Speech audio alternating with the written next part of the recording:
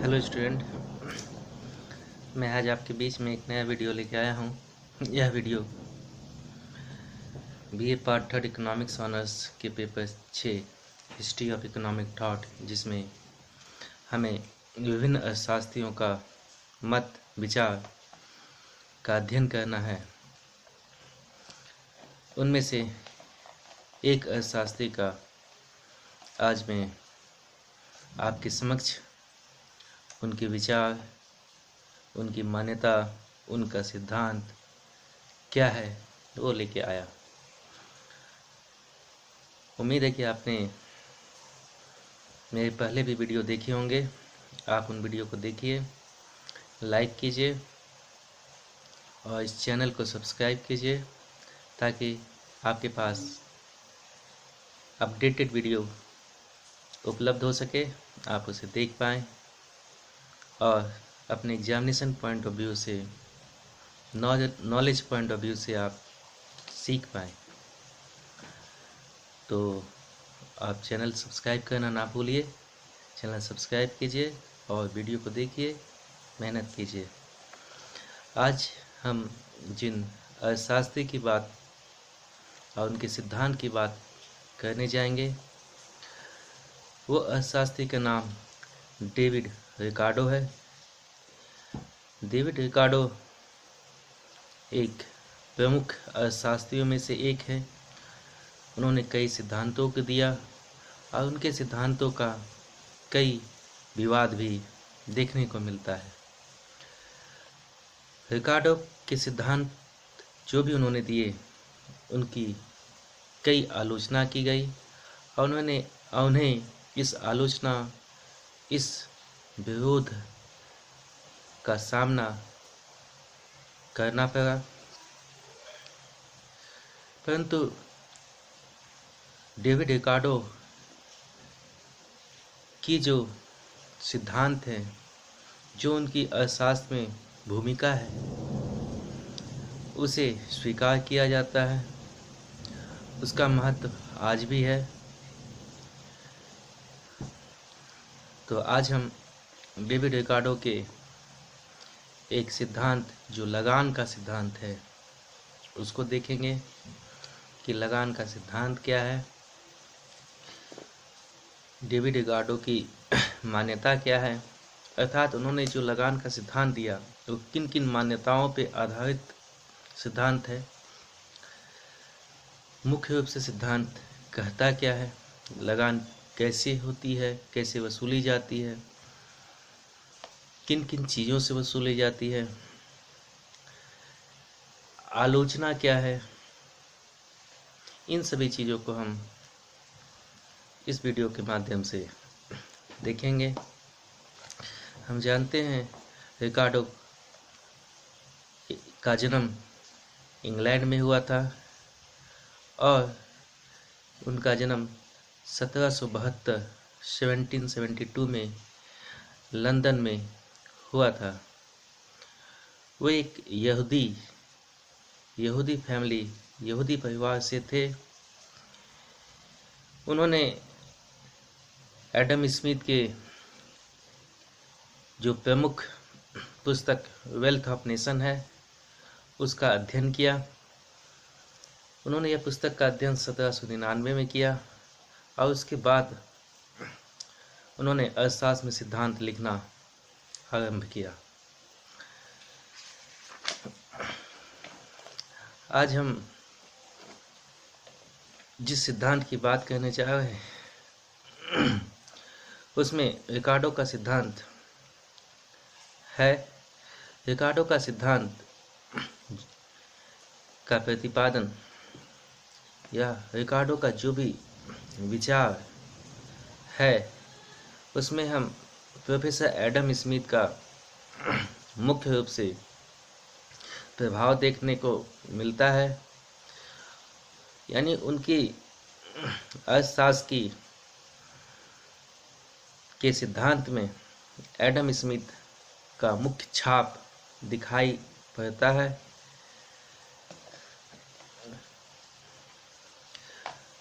Professor David Ricardo Adam Smith के सिद्धांतों से अति प्रभावित थे।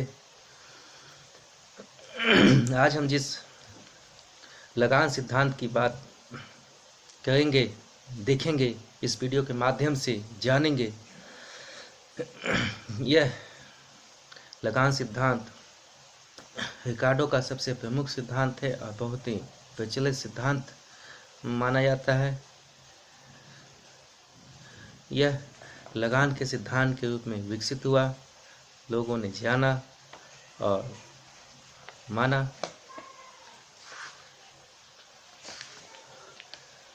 तो सबसे पहले हम रिकार्डो के सिद्धांत की प्रमुख मान्यता क्या है यह जानते हैं, अर्थात रिकार्डो ने किन किन मान्यता पर अपने सिद्धांत को दिया।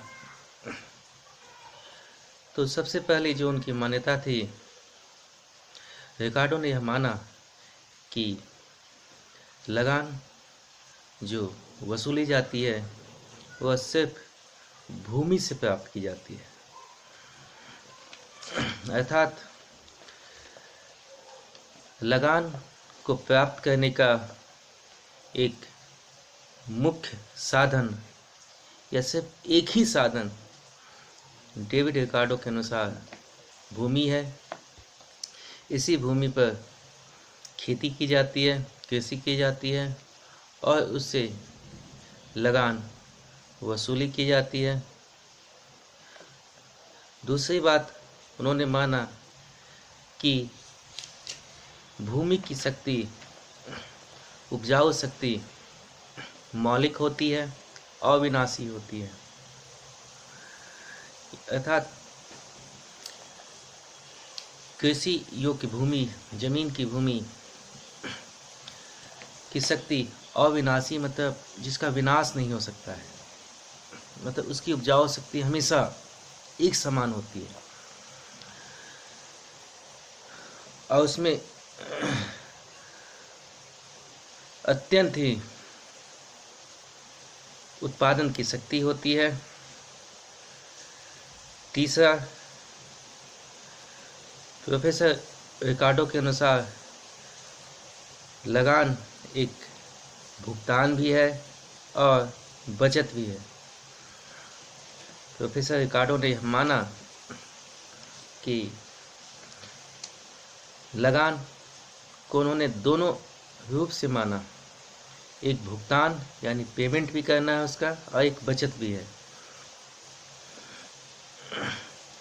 उनकी अन्य मान्यता के अनुसार लगान जो हमें प्राप्त होता है वह प्रकृति के माध्यम से प्राप्त होता है। प्रकृति ने जो हमें भूमि दी है उस भूमि पर खेती करने से प्राप्त होता है, अर्थात यह एक प्रकृति का हमें गिफ्ट है, उपहार है जो हमें प्रकृति ने दिया है।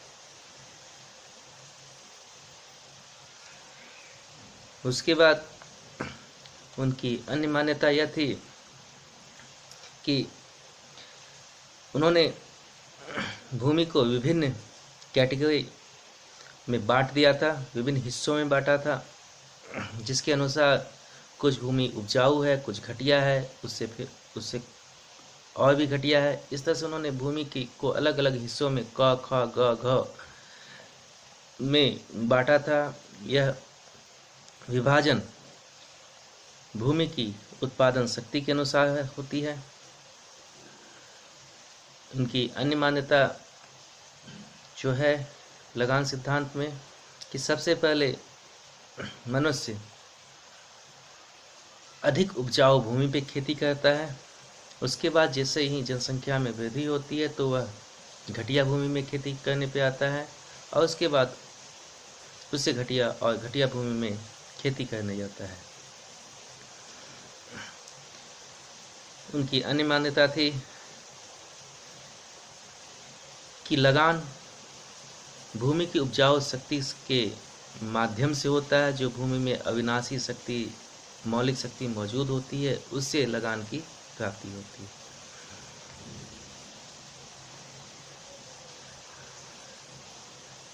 उनकी अन्य मान्यता यह थी कि जनसंख्या में वृद्धि होने के पश्चात जैसे जैसे जनसंख्या में वृद्धि होती है वैसे वैसे लोग अन्य भूमि पर खेती करने के लिए जाते हैं। यानी लोग भूमि के टुकड़ों में पर खेती तब करते हैं जब जनसंख्या में वृद्धि होती है और अधिक अनाज की आवश्यकता महसूस होती है। ये इनकी मुख्य मान्यता थी। अब हम लगान के सिद्धांत पे आते हैं कि रिकार्डो का लगान सिद्धांत है क्या।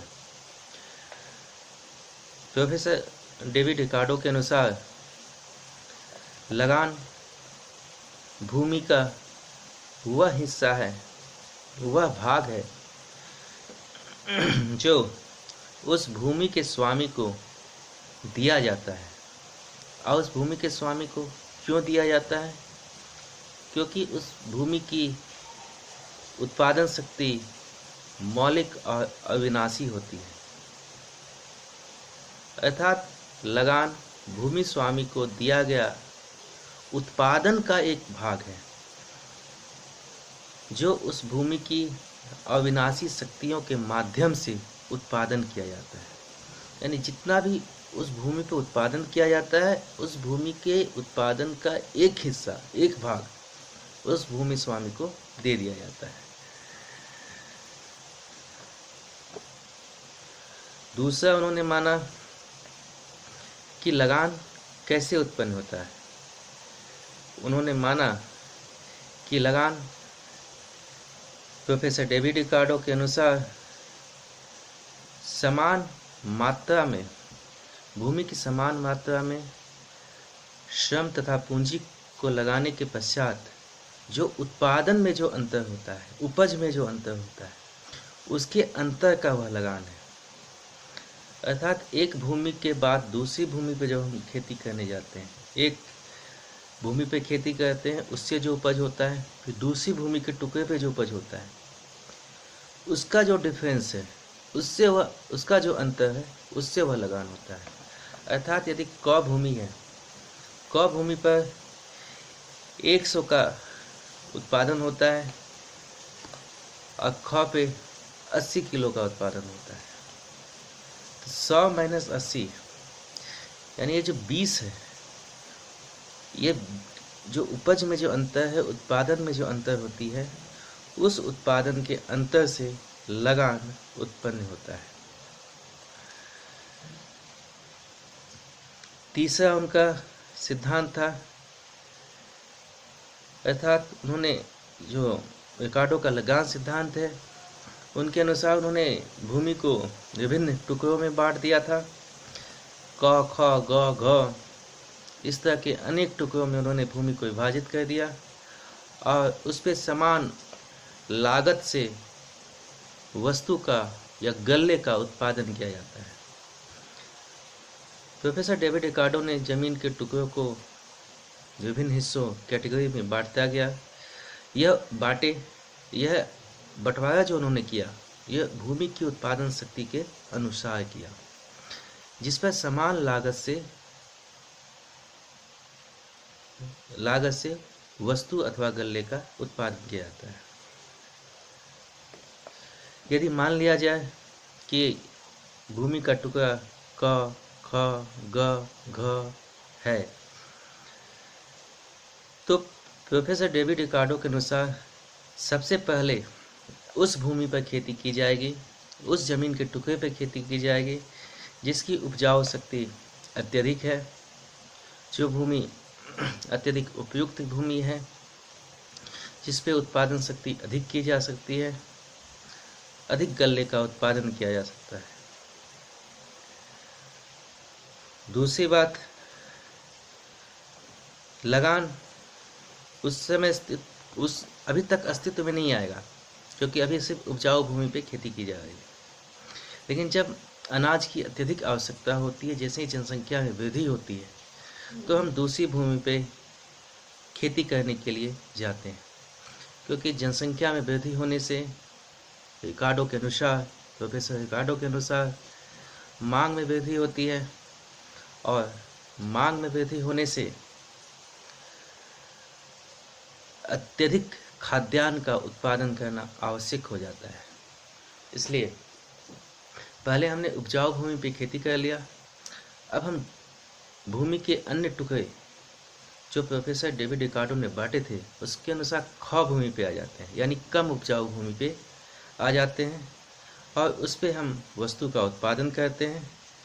और वस्तु के उत्पादन करने के पश्चात जो उपज होता है वह उपज और जो उपजाऊ भूमि पे जो उपज हुई उसके अंतर से लगान उत्पन्न होती है, क्योंकि उपजाऊ भूमि पे खेती करने पर हमें कम श्रम की आवश्यकता होती है, कम मेहनत लगता है। परंतु अगर घटिया भूमि, जैसे जैसे हम लोग घटिया भूमि पर खेती करने जाते हैं या कम उपजाऊ भूमि पर खेती करते हैं तो अत्यधिक श्रम की आवश्यकता होती है, अत्यधिक मेहनत की आवश्यकता होती है, जिससे भूमि पर उत्पादन करने से खर्च में बढ़ोतरी होती है, वृद्धि होती है, यानी कॉस्ट ऑफ प्रोडक्शन इंक्रीज होता है, उत्पादन लागत में वृद्धि होती है। तो प्रोफेसर डेविड रिकार्डो ने यह माना यहाँ पर कि भूमि के अन्य टुकड़ों पर खेती करने से उत्पादन लागत में वृद्धि होती है, क्योंकि उसकी उपजाऊ, उसकी पैदावार शक्ति, उसकी उत्पादन शक्ति कम होती है, इसलिए वहाँ पर ज़्यादा मेहनत, ज़्यादा श्रम लगाकर गल्ले का या वस्तु का उत्पादन किया जाता है। तो यदि क भूमि पर 100 केजी का उत्पादन किया जाता है या 100 मन ले सकते हैं, और ख भूमि पे 80 मन का उत्पादन होता है, तो क और ख का जो अंतर है 100 माइनस 80, ये जो 20 मन का जो बचत हुआ, यह बचत किस भूमि पे हुआ? क भूमि पे हुआ। यानी ख भूमि पे 80 मन का उत्पादन हुआ और क भूमि पे 100 मन का उत्पादन हुआ। ये जो 20 मन का अत्यधिक बचत ख भूमि पर हुआ, इसी वजह से वहाँ पर लगान उत्पन्न हो गया। यानी लगान बचत के माध्यम से उत्पन्न होता है। जो बचत एक भूमि से दूसरी भूमि में उपज का होता है, या जिसे हम अंतर भी कह सकते हैं, उसके माध्यम से लगान उत्पन्न होता है। अब यदि हम रिकार्डो के अनुसार भूमि के अन्य टुकड़े जैसे गौ पे चले जाते हैं और वहाँ पे गौ भूमि पर खेती की जाती है, और वहाँ यदि 70 मन का उपज होता है, तो उस समय यदि क से हम कंपेयर करें तो 100 माइनस 70 हो जाएगा, यानी 30 मन। और यदि ख से कंपेयर करें तो 80 माइनस 70 10 मन का लगान होगा। यानी 3 भूमि हो गई, तो क भूमि पर लगान 100 माइनस 70 30 मन का लगान होगा। ख भूमि पर 80 माइनस 70 10 का लगान होगा, और गौ भूमि पर कोई लगान नहीं होगा, क्योंकि 70 माइनस 70 शून्य हो जाएगा। और उसी पश्चात यदि हम लोग गौ के बाद घ भूमि पे जाते हैं, जहाँ पे 60 मन का उत्पादन होता है, तो अब लगान में वृद्धि हो जाएगी, और हम कंपेयर हमेशा लास्ट से करेंगे, सीमांत भूमि से करेंगे। जब भी लगान का कैलकुलेशन किया जाएगा डेविड रिकार्डो के अनुसार, तो भूमि के अन्य टुकड़े या अतिरिक्त टुकड़े जो उत्पादन के लिए इस्तेमाल किया जाएगा, उससे हम उत्पादन उपज को तुलनात्मक कंपेयर करेंगे, और वो कंपेयर उस भूमि का लगान हो जाएगा। जैसे क ख ग घ भूमि है, क भूमि में 100 मन, ख में 80 मन, ग में 70 मन, और यदि घ भूमि पे उत्पादन किया जाता है जहाँ पे 60 मन अनाज की उत्पादन होती है, तो अब घ भूमि से हम बाकी भूमि का उपज का तुलनात्मक देखेंगे कि तुलनात्मक उपज क्या है। तो क से घ 100 माइनस 60 यानी 40 मन, यानी क का लगान 40 हो जाएगा। ख में जब देखेंगे तो 80 माइनस 60 यानी 20 हो जाएगा। गौ से देखेंगे तो 70 माइनस 60 यानी 10 मन का लगान हो जाएगा। यानी घ से घ कंपेयर करेंगे तो 60 माइनस 60 शून्य हो जाएगा। यानी घ भूमि पे किसी प्रकार का लगान यहाँ नहीं दे होगा। क पे 40 होगा, ख पे 80 माइनस 60 20 और ग पे 10 मन का लगान दे होगा। अर्थात मुख्यतः जो लगान के सिद्धांत को डेविड रिकार्डो ने बताया वह भूमि की उपज शक्ति से को माना, और लगान तब उत्पन्न होता है जब हम अन्य भूमि के टुकड़े पर उत्पादन के लिए जाते हैं, और यह उत्पादन करने के लिए कोई व्यक्ति किसान क्यों जाता है? क्योंकि जब जनसंख्या में वृद्धि होती है और अत्यधिक वस्तु या गल्ले की मांग की जाती है, तो अन्य टुकड़े पर उत्पादन करने से जो पहले के टुकड़े में उत्पादन किया गया है उससे कंपेयर करके जो उपज आती है उसके अंतर से लगान उत्पन्न होता है।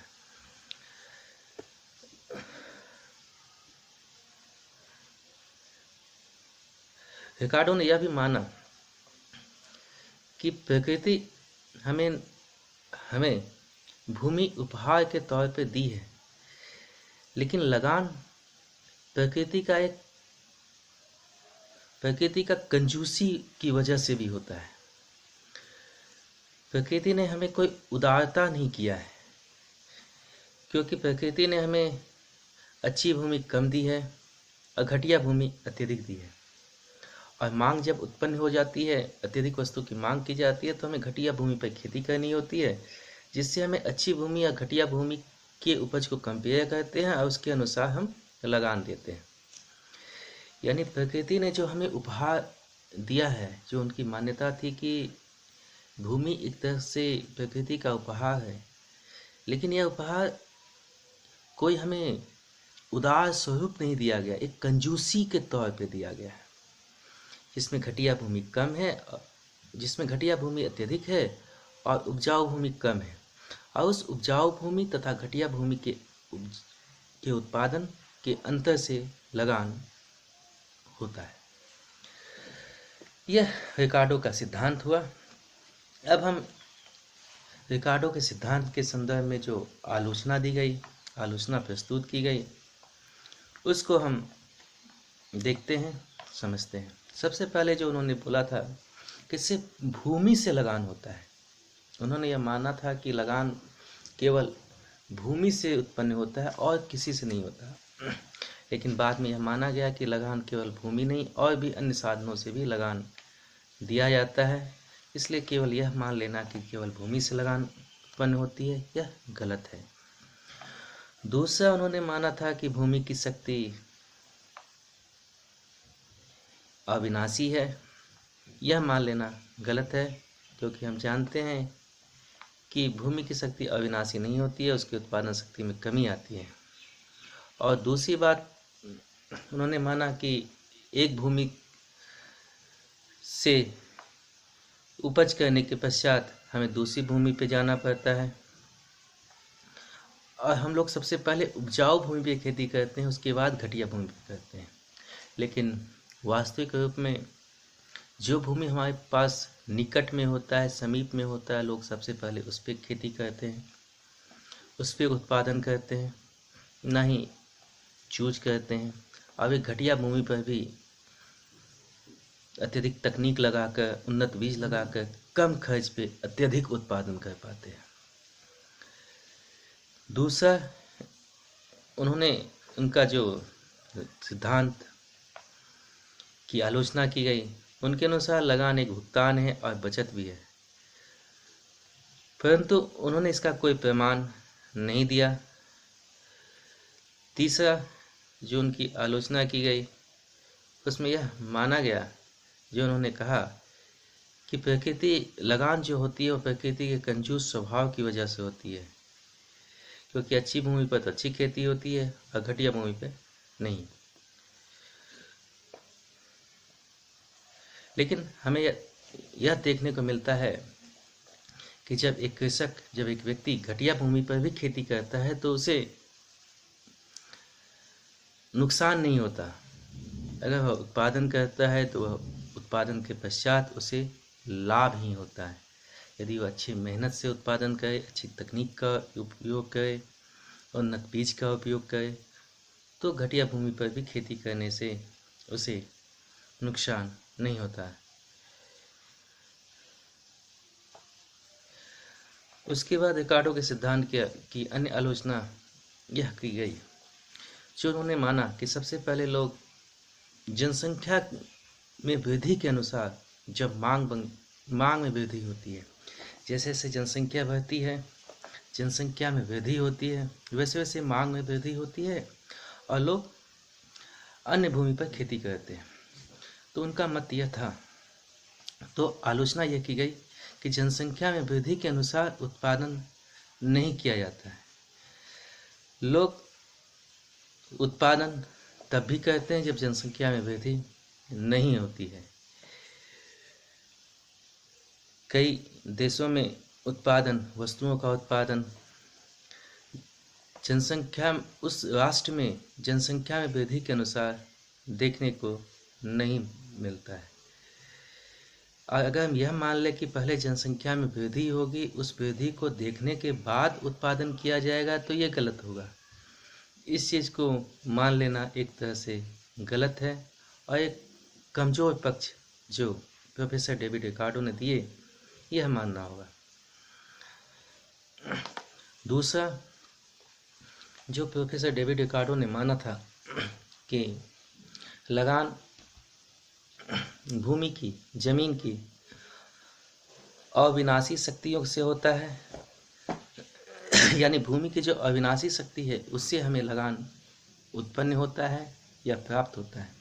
लेकिन ऐसा नहीं है। भूमि में अविनाशी शक्ति कुछ जमीन टुकड़ों में, मिट्टी में उपजाऊ होती है, लेकिन वहाँ पे अगर हम अच्छी तकनीक, खाद, उन्नत बीज का लगाएंगे तो ज़्यादा उपज होगा, ना कि भूमि की अविनाशी शक्ति के माध्यम से लगान या उपज होती है। अर्थात उपज भूमि की अविनाशी शक्ति से ना होकर लोगों के मेहनत, उन्नत बीज, खाद इत्यादि से की जाती है। तो ये प्रोफेसर डेविड रिकार्डो का लगान सिद्धांत हो गया, उसकी मान्यता हो गई, उसकी आलोचना हो गई। लेकिन यदि हम सिद्धांत की समीक्षा करें तो पाते हैं कि प्रोफेसर डेविड रिकार्डो ने लगान की बात को कही कि यदि हम किसी भूमि टुकड़े की बात करते हैं और उसमें उत्पादन करते हैं, कोई व्यक्ति किसी प्रकार के उत्पादन की गतिविधियों में सम्मिलित होता है, तो उससे उपज होती है और उस उपज का एक हिस्सा हमें देना होता है, जो लगान है, जो आज भी वास्तविक है। यदि हम किसी भी व्यक्ति भूमि के टुकड़े का इस्तेमाल करता है, या हम जानते हैं कि हम लोग, प्रत्येक व्यक्ति गवर्नमेंट को, सरकार को लगान देते हैं। क्यों देते हैं? क्योंकि सभी भूमि का एकल स्वामित्व कौन होता है? गवर्नमेंट होती है, सरकार होती है। और उस भूमि का इस्तेमाल करने के बाद हमें एक लगान, जिसको माल गुजारी कहते हैं, वह हमें सरकार को देना होता है। इसके साथ ही यदि किसी के पास भूमि नहीं है तो वह दूसरे की भूमि को लेकर यदि उत्पादन करता है, खेती करता है, तो उत्पादन का एक हिस्सा उसे देना होता है। तो रिकार्डो के सिद्धांत जो मान्यता है उसकी आलोचना भी की गई, लेकिन कुछ हद तक उनकी मान्यता, उनके सिद्धांत का प्रसंग आज भी यथावत देखने को मिलता है, सत्य देखने को कुछ स्थानों पर मिलता है। तो इस वीडियो के माध्यम से हमने डेविड रिकार्डो के सिद्धांत को देखा, जाना, समझा। Thank you.